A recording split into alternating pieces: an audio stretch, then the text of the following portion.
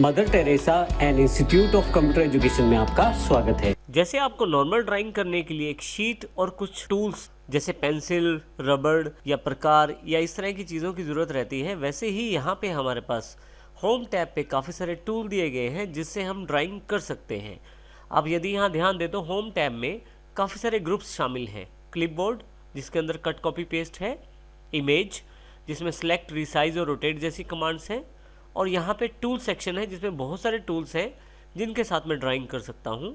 Shapes का section अलग से अवेलेबल है और इसी प्रकार से साइज़ और कलर्स का भी सेक्शन यहाँ पे मेरे पास ग्रुप्स में दिया गया है। सबसे पहले हम शुरुआत करेंगे टूल सेक्शन से। किसी भी ड्राइंग को आपको सबसे पहले करने के लिए टूल्स की आवश्यकता रहती है। हमारे पास यहाँ काफ़ी सारे टूल्स अवेलेबल हैं। माइक्रोसॉफ्ट पेंट की सबसे अच्छी बात यह है कि यदि आप किसी भी टूल पे माउस रखें तो वहाँ पे उसका नाम भी बताया जाएगा। जैसे यहाँ पे इसका नाम पेंसिल है और नीचे की तरफ यदि आप देखें तो एक टूल टिप अवेलेबल हो गई है। पेंसिल जो जानकारी दे रही है, साथ ही वो ये भी जानकारी दे रही है कि यहाँ कि इस टूल को आप किस प्रकार से प्रयोग कर सकते हैं। जैसा कि यहाँ लिखा हुआ है, draw a free form line with the selected line width. आप अपनी लाइन विड्थ के अनुसार पेंसिल को प्रयोग कर सकते हैं।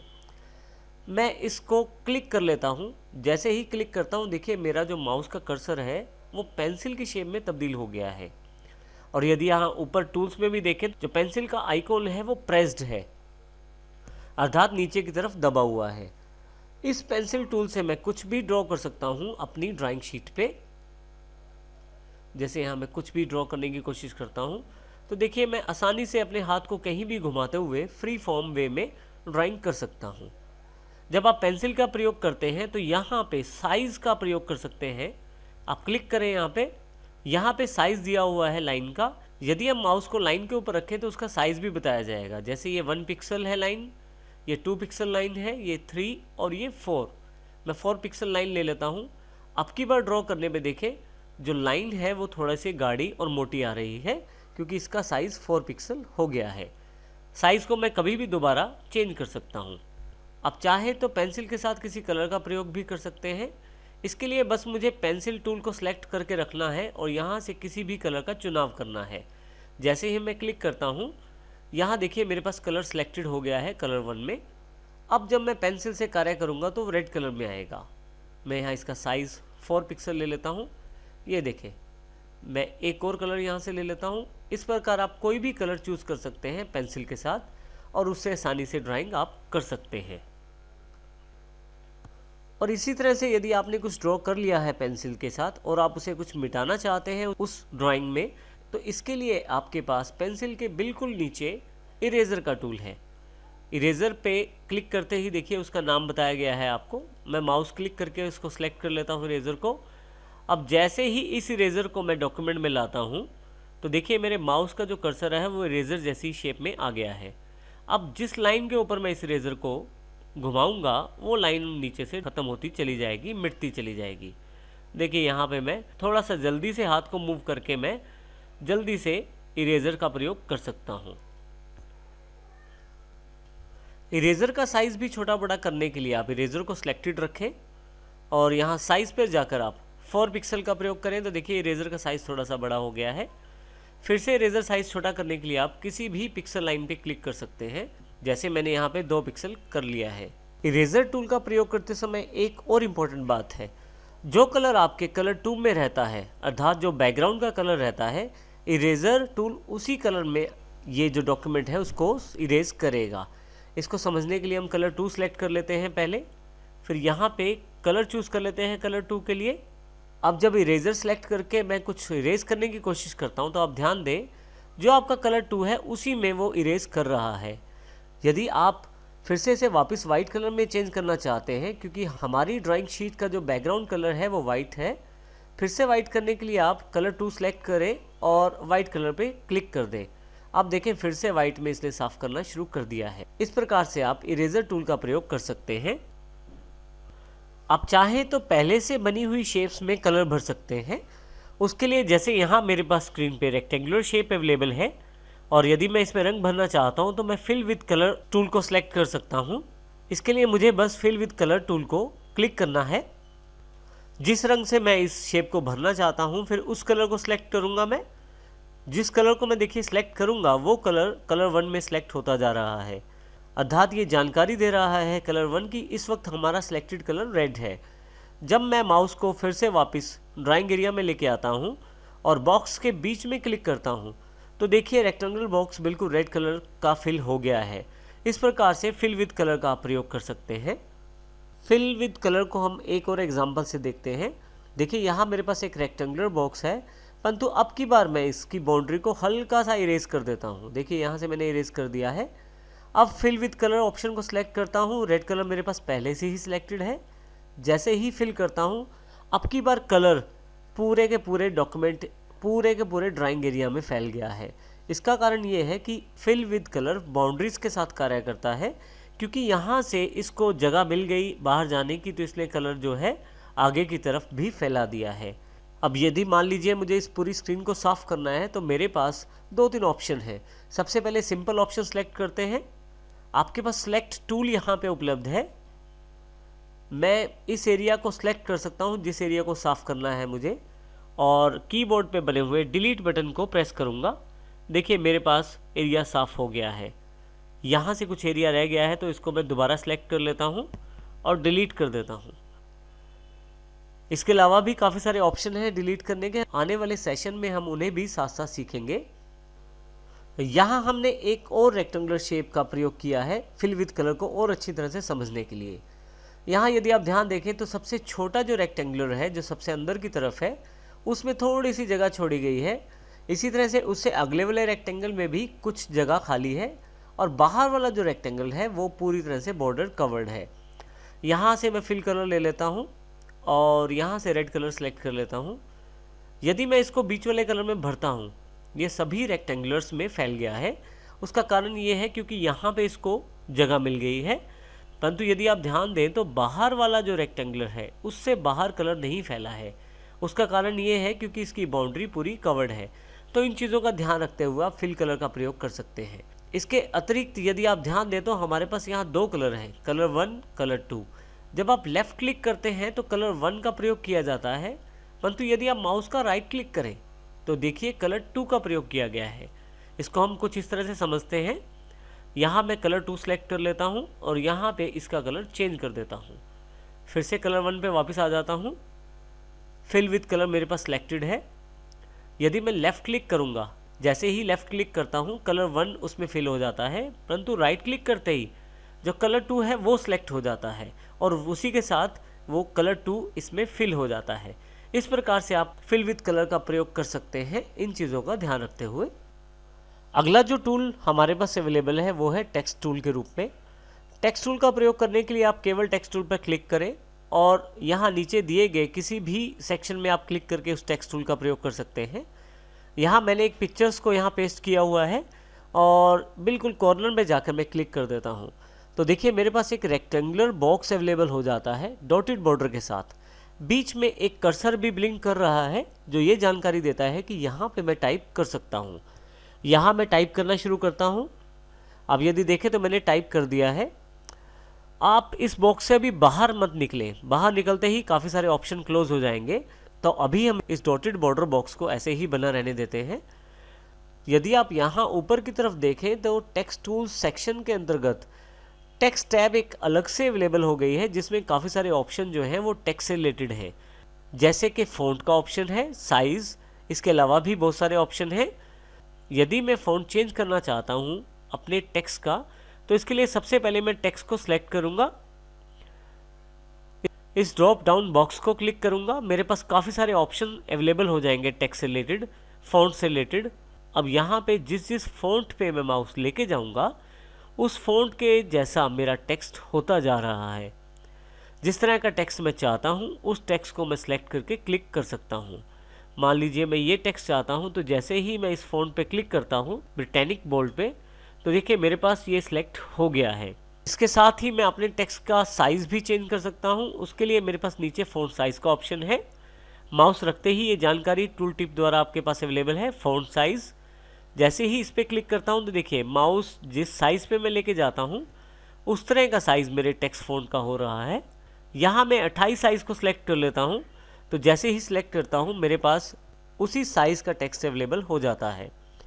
इसी के साथ टेक्स्ट को मोटा करने के लिए बोल्ड ऑप्शन है। आप इसे हल्का सा टेढ़ा यानी कि इटैलिक भी कर सकते हैं टेक्स्ट को। आप चाहें तो अंडरलाइन कर सकते हैं टेक्स्ट में यू से। इसी तरह से स्ट्राइक थ्रू का ऑप्शन है, यदि आप क्लिक करें तो बीच में अक्षरों की एक लाइन आ जाएगी।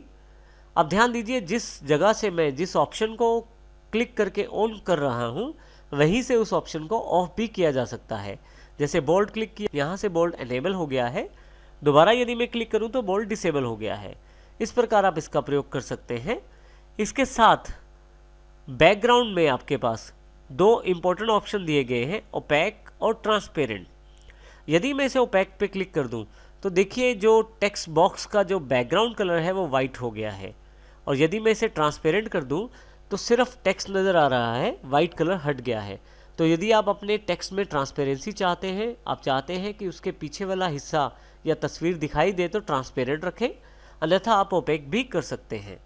आप टेक्स्ट का कलर भी चेंज कर सकते हैं। उसके लिए आप फ़ॉन्ट को सिलेक्ट करें और यहाँ पे जिस कलर पे आप माउस लेके जाएंगे वैसा कलर आपके पास यहाँ अवेलेबल हो जाएगा। जैसे यहाँ मैं फिर से इसे येलो कर देता हूँ और क्लिक कर देता हूँ, तो देखिए मेरे पास यहाँ कलर अवेलेबल हो गया है। इस प्रकार से मैं टेक्स्ट ऑप्शंस का प्रयोग करके यहाँ पे टेक्स्ट लिख सकता हूँ। जब आपका टेक्स्ट पूरी तरह से फाइनल हो जाता है, अर्थात अपना फ़ॉन्ट सेटिंग्स आप कर लेते हैं, तो इस रेक्टेंगुलर बॉक्स से आप यदि बाहर क्लिक करें तो आपका टेक्स्ट बिल्कुल फाइनलाइज होकर उस पिक्चर के साथ जुड़ गया है।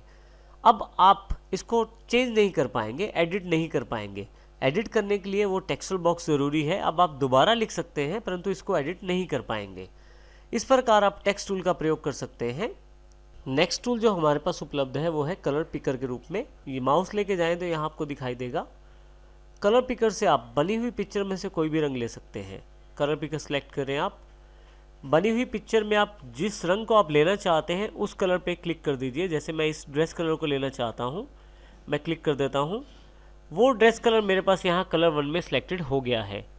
अब इस कलर को यदि मैं यहाँ बॉक्स में भरना चाहता हूँ तो मुझे फिल विद कलर का प्रयोग करना पड़ेगा। मैं सिलेक्ट कर लेता हूँ और यहाँ पे फिल कर देता हूँ। इसी प्रकार से दूसरा कलर लेने के लिए फिर से कलर पिकर का प्रयोग करता हूँ मैं यहाँ से, और मान लीजिए अब की बार मैं ये रेड कलर लेना चाहता हूँ। मैं क्लिक करूँगा, देखिए यहाँ रेड कलर अवेलेबल हो गया है, और क्लिक करते ही आप इसको फिर से फिल कर सकते हैं। कोई भी कलर पिक्चर में से लेकर आप उसका प्रयोग कर सकते हैं। कलर पिकर आपके बनी हुई पिक्चर में से कलर्स को उठाता है और फिल करने में आपको मदद करता है। अगला टूल जो हमारे पास अवेलेबल है वो है मैग्नीफायर के रूप में। मैग्नीफायर से आप किसी भी चीज़ को बड़ा करके देख सकते हैं। जैसे मान लीजिए मैं इस बैलून को बड़ा करके देखना चाहता हूँ। जैसे ही क्लिक करता हूँ ये पिक्चर मेरे पास जूम होके बड़ी हो जाती है। फिर से क्लिक करता हूँ, थोड़ा सा और जूम बढ़ जाता है। अब साथ साथ नीचे यहाँ भी यदि देखते रहे तो 200% जूम हो गया है। फिर से एक बार क्लिक करता हूँ तो 300%, 400, इस तरह से आप जूम का लेवल बढ़ा सकते हैं और इसको आप जूम के मैक्सिमम लेवल तक लेके जा सकते हैं। यदि आप जूम लेवल को वापस लाना चाहते हैं तो राइट क्लिक करना शुरू कर दीजिए। राइट क्लिक से जूम लेवल घटता चला जाएगा। नीचे आप यहाँ स्टेटस बार पे जूम स्लाइडर पे भी देख सकते हैं। देखिए यहाँ पे जो साइज़ है वो जूम साइज़ जो है वो छोटा होता चला जा रहा है। इस प्रकार मैं ये प्रयोग कर सकता हूँ जूम लेवल को अपनी सुविधानुसार। किसी भी पार्ट को या किसी भी एरिया को पिक्चर के मैं बड़ा या छोटा करके देख सकता हूँ। अगला टूल जो हमारे पास अवेलेबल है वो है ब्रशेस के रूप में। माइक्रोसॉफ्ट पेंट में काफ़ी सारे ब्रशेस अवेलेबल हैं जिनका प्रयोग करके आप ड्राइंग कर सकते हैं। जिस ब्रश का प्रयोग करना चाहते हैं आप उस ब्रश को क्लिक कर दीजिए। यदि आप नीचे वाले बटन पर क्लिक करें तो काफ़ी सारे ब्रशेस आपको दिखाई देंगे। इनमें से जो ब्रश आप चाहते हैं उसको सिलेक्ट कर लीजिए। जैसे मैं यहाँ सिंपल ब्रश को सिलेक्ट कर लेता हूँ। जैसे ही माउस को मूव करता हूँ लेफ़्ट क्लिक प्रेस करके तो देखिए मेरे पास वो ब्रश काम करना शुरू कर देता है। इसी तरह से मैं दूसरा ब्रश ले सकता हूँ कोई, और आप ड्रॉ करके इनके डिफरेंस को देख सकते हैं। जैसे यहाँ पे एयर ब्रश है तो कुछ एयर ब्रश जैसा इफेक्ट यहाँ पे आ रहा है। इसी तरह से अलग अलग ब्रशेस इफेक्ट हैं। आप किस प्रकार का इफेक्ट प्रयोग कर रहे हैं, अगर माउस रखें तो ये आपको उसका नाम भी बताएगा। जैसे ये ऑयल ब्रश है और ये जो क्रेन है, कुछ इस तरह से। आप चाहें तो ये ब्रश का कलर भी चेंज कर सकते हैं। केवल आपको कलर सेलेक्ट करना है और देखिए यहाँ पे ब्रश जो है अलग कलर में डिज़ाइन करना शुरू कर दिया है उसने। इस प्रकार से आप अलग अलग ब्रशेस का प्रयोग कर सकते हैं। यहाँ एक इम्पॉर्टेंट टिप, यदि आप कंट्रोल के साथ प्लस बटन दबा के रखें, जो ब्रश का साइज़ है वो बढ़ जाएगा, और यदि कंट्रोल के साथ माइनस का बटन दबा के रखें तो ब्रश का साइज़ कम हो जाएगा। कंट्रोल प्लस दबाने पे मेरे पास ब्रश का साइज़ बढ़ गया है। अब की बार देखिए, बड़े रूम में ब्रश प्रयोग कर रहा हूँ मैं। यहाँ पे एयर ब्रश सेलेक्ट कर लेता हूँ, ये देखिए दूसरा ब्रश सेलेक्ट करने पे, और फिर से यदि मुझे इस ब्रश का साइज़ को छोटा करना है तो कंट्रोल के साथ माइनस का मैं निशान दबाऊंगा, जिससे मेरे ब्रश का साइज़ छोटा हो जाएगा। तो इस प्रकार आप ब्रश साइज़ का प्रयोग कर सकते हैं। आप चाहें तो कुछ साइज़ यहाँ पे पहले से डिफाइंड है, उनका प्रयोग भी आप कर सकते हैं। अगला ग्रुप जो हमारे पास अवेलेबल है वो है शेप्स के रूप में। यहाँ यदि आप ध्यान दें तो काफ़ी सारी शेप्स पहले से प्री डिफाइंड अवेलेबल है माइक्रोसॉफ्ट पेंट ऐप में। यदि यहाँ मैं मोर पैटर्न पे क्लिक करूँ तो कुछ और शेप्स भी दिखाई देनी शुरू हो जाती हैं। मैं इन शेप्स को प्रयोग करके अपनी ड्राइंग बना सकता हूँ। उसके लिए बस मुझे क्लिक करना है। जैसे मैं 5 पॉइंट स्टार को सिलेक्ट कर लेता हूँ और नीचे की तरफ आके माउस को लेफ़्ट क्लिक को प्रेस करते हुए मैं ड्रैग करता हूँ, और जितना बड़ा या छोटा ये इमेज बनाना है वहाँ लाके मैं इसको छोड़ देता हूँ। आप देखेंगे कि छोटे छोटे पॉइंट्स भी इसके आसपास आ गए हैं, जिनसे मैं दोबारा इनको रीसाइज कर सकता हूँ। देखिए कुछ इस तरह से माउस को कोने पर रखें, 2 मुंह वाला माउस हो जाएगा। अंदर या बाहर की तरफ खींचे तो ये जो पिक्चर है, ये जो शेप है ये रीसाइज हो जाएगी। मैं चाहूँ तो इसमें कलर भी फिल कर सकता हूँ। इसके लिए मुझे कुछ सेटिंग्स को करना पड़ेगा, जैसे कि यहाँ पे 2 सेटिंग्स दी गई हैं, आउटलाइन और फिल। आउटलाइन का अर्थ यहाँ पे इस बॉर्डर लाइन से है। यदि आउटलाइन पे क्लिक करें तो हमारे पास काफ़ी सारे ऑप्शन हैं। नो आउटलाइन का अर्थ है कि आउटलाइन नहीं दिखाया जाएगा। सॉलिड कलर का अर्थ है कि आउटलाइन में कलर फिल करके दिखाया जाएगा। इसके अलावा ब्रशेस वाले इफेक्ट भी यहाँ अवेलेबल हैं, जैसे कि वाटर कलर इफेक्ट है या और ऑयल इफेक्ट है। इसी तरह से फिल में भी हमारे पास काफ़ी सारे ऑप्शन अवेलेबल हैं नीचे। फिल का अर्थ अंदर भरे हुए कलर से है। जैसे सॉलिड कलर भरने से, सॉलिड कलर को अगर मैं क्लिक कर देता हूँ यहाँ पे, और जैसे ही माउस को यहाँ पे मैं लेके जाता हूँ किसी भी कलर पे, तो वो कलर अंदर की तरफ दिखाई देना शुरू हो जाता है। उस कलर के साथ आपका इमेज फिल हो जाता है। मैं किसी भी कलर को सिलेक्ट कर लेता हूँ, तो देखिए मेरे पास अंदर की तरफ ये कलर सिलेक्ट हो गया है। फिल में जाकर यदि मैं नो फिल कर दूँ तो वो कलर फिर से हट जाएगा। इसके अतिरिक्त अंदर वही ब्रश इफेक्ट्स भी आप ले सकते हैं, जो ब्रश इफेक्ट्स आपके पास पहले से अवेलेबल हैं। इस प्रकार आप अपनी इमेज में कलर भी भर सकते हैं। आप आउटलाइन के साइज़ को भी चेंज कर सकते हैं। उसके लिए फिर से साइज़ पे क्लिक करें।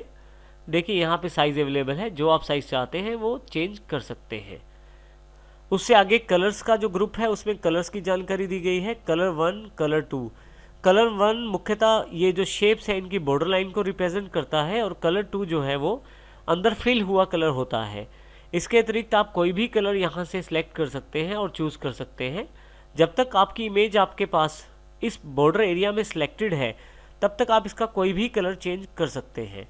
कलर 2 सेलेक्ट करने पे देखिए यहाँ अंदर का जो कलर है वो चेंज हो जाएगा। फाइनली जब आपकी ये जो कलर सेक्शन है जब आप फाइनल कर लेते हैं तो बाहर क्लिक करने पे ये कलर्स फाइनल हो जाते हैं। अभी मैं इसको फाइनल नहीं कर रहा। अभी मेरे पास यहाँ पे एडिट कलर के नाम से एक ऑप्शन और अवेलेबल है। मैं एडिट कलर को सिलेक्ट करता हूँ। एक बॉक्स अलग से खुल गया है एडिट कलर्स के रूप में। बेसिक कलर जो आपको यहाँ दिखाई दे रहे हैं उसके अलावा कुछ कलर्स यहाँ से भी आप चूज़ कर सकते हैं। जो कलर आपको चाहिए वो क्लिक करके ऐड टू कस्टम कलर में कर दीजिए। जो कलर आपका सिलेक्टेड है उसकी जगह पे आपके पास ये कलर आ जाएगा। परंतु यदि आप चाहते हैं कोई अपनी मर्जी का कलर बनाना तो इस पैनल पे माउस को मूव करना शुरू कीजिए। नीचे यहाँ देखिए कलर सॉलिड पे जो कलर आप बनाना चाहते हैं वहाँ उस कलर पे जाके माउस को छोड़ दीजिए। अगर आप कलर को हल्का या गाढ़ा यानी कि डार्क या लाइट करना चाहते हैं तो ये छोटा सा स्लाइडर दिया हुआ है, इसको ऊपर या नीचे की तरफ मूव करें। पेंट आपको ना केवल कलर दिखा रहा है बल्कि उसकी कलर कोडिंग भी जनरेट करके बता रहा है। जैसे RGB में इसकी वैल्यू रेड में 231, ग्रीन में 53 और ब्लू में 22 है। कलर फाइनल होने के बाद मैं इसको ऐड टू कस्टम कलर में कर सकता हूं और फाइनली ओके करते ही मेरे पास वो कलर अवेलेबल हो जाएगा। पेंट ने स्वयं ही वो कलर जो सिलेक्टेड है वो इसमें फिल कर दिया है इमेज में। इस प्रकार से मैं इन कलर्स का प्रयोग कर सकता हूं। अब हम इमेज ग्रुप के अंतर्गत ऑप्शंस की जानकारी लेते हैं। देखिए मेरे पास यहाँ पे एक इमेज दी गई है ड्राइंग एरिया में। अगर मैं इस इमेज को सिलेक्ट करना चाहता हूँ उसके लिए मेरे पास सिलेक्ट टूल अवेलेबल है। यदि मैं यहाँ क्लिक करूँ और एक हल्का सा बॉर्डर मेरे पास अवेलेबल हो जाएगा सिलेक्शन के दौरान, जैसे ही इसे मैं छोड़ता हूँ तो देखिए मेरे पास पिक्चर जो है वो सिलेक्ट हो जाएगी। यहाँ पे इस टूल का प्रयोग करके मैं इस सिलेक्ट टूल से मैं काफ़ी सारे कार्य यहाँ कर सकता हूँ, जैसे कि इस पिक्चर को ऊपर या नीचे मूव करना। जब तक ये इस बॉक्स में है इसे आसानी से मूव किया जा सकता है। इसके अलावा इसे छोटा या बड़ा करने के लिए मैं माउस को यहाँ कॉर्नर पे रखूँगा, और यदि मैं इसे नीचे की तरफ करूँगा तो पिक्चर छोटी हो जाएगी, और जब पिक्चर बड़ी करूँगा तो पिक्चर बड़ी हो जाएगी। हमेशा ध्यान रखिएगा कि जब आप पिक्चर छोटी करते हैं तो फ़र्क कम पड़ता है, परंतु यदि आप किसी ओरिजिनल साइज़ की पिक्चर को बड़ा करेंगे तो उसके पिक्सल्स डिस्टॉर्ट अर्थात ख़राब हो जाएंगे, जिससे फ़ोटो फटी फटी नज़र आएगी। इसलिए सिलेक्शन के दौरान ये ध्यान रखना ज़रूरी है कि आप फ़ोटो कितना बड़ा करना चाहते हैं। सिलेक्शन हटाने के लिए आप बाहर कहीं भी क्लिक कर सकते हैं, सिलेक्शन हट जाएगी। इसके अतिरिक्त यदि मैं कुछ एरिया सेलेक्ट कर लेता हूँ, जैसे मान लीजिए मैंने ये एरिया सेलेक्ट कर लिया और क्रॉप पे क्लिक करूँ तो देखिए केवल मेरे पास उस एरिया सेलेक्टेड इमेज ही अवेलेबल हो जाएगी, बाकी सारा इमेज डिलीट हो जाएगा। मैं कंट्रोल Z का प्रयोग करके वापस अंडू कर सकता हूँ इसको। नेक्स्ट ऑप्शन मेरे पास रिसाइज से रिलेटेड है। रिसाइज पे क्लिक करते ही आपके पास रिसाइज एंड स्क्यू का एक बॉक्स अवेलेबल हो जाता है। यहाँ सबसे पहले रिसाइज का ऑप्शन है ऊपर की तरफ, और नीचे की तरफ स्क्यू का ऑप्शन है। रिसाइज और स्क्यू का बॉक्स दो भागों में बटा हुआ है। रिसाइज ऊपर वाला सेक्शन है और स्क्यू नीचे वाला सेक्शन है। यदि मैं रिसाइज ऑप्शन पर जाकर मैं यहाँ रिसाइज सेक्शन में दो तरीके से चेंज कर सकता हूँ, बाय परसेंटेज या बाय पिक्सल। परसेंटेज का अर्थ है कि कितने परसेंट मैं उस पिक्चर को बड़ा या छोटा करना चाहता हूँ और किस तरफ से। दो ऑप्शन दिए गए हैं, हॉरिजॉन्टल तरफ से छोटा कर सकता हूँ या बड़ा कर सकता हूँ पिक्चर को, या वर्टिकल तरफ से बड़ा या छोटा कर सकता हूँ। मान लीजिए इस पिक्चर को मैं 120% करना चाहता हूँ, हॉरिजॉन्टल साइड से मैं 120 टाइप कर देता हूँ। अब यदि यहाँ ध्यान दे तो मेंटेन एस्पेक्ट रेशियो यहाँ क्लिक हो रखा है ऑप्शन। इसका अर्थ ये है कि हॉरिजॉन्टल और वर्टिकल दोनों तरफ से बराबर ही ये पिक्चर को बड़ा या छोटा करेगा। मैं इसे ओके कर देता हूँ तो देखिए पिक्चर थोड़ा सा बड़ा हो गया है। इस पिक्चर को फिर से सिलेक्ट कर लेता हूँ, यहाँ से मैं फिर से रिसाइज पे, और यहाँ से अब यदि यहाँ पे मैं मेंटेन एस्पेक्ट रेशियो को अनचेक कर दूँ और अब की बार हॉरिजॉन्टल को मैं 50% कर दूँ और ओके कर दूँ तो देखिए क्या फ़र्क पड़ता है।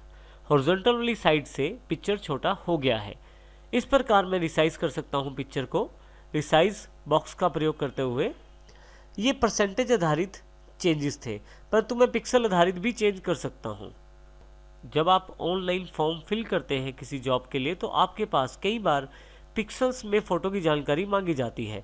आप उस पिक्चर को इसके साथ सेलेक्ट कर सकते हैं। जैसे यहाँ मैं पिक्सल सेलेक्ट कर लेता हूँ, इतनी पिक्सल्स की रिक्वायरमेंट बताई गई है, जैसे कि हॉरिजॉन्टल 50 और वर्टिकल 63।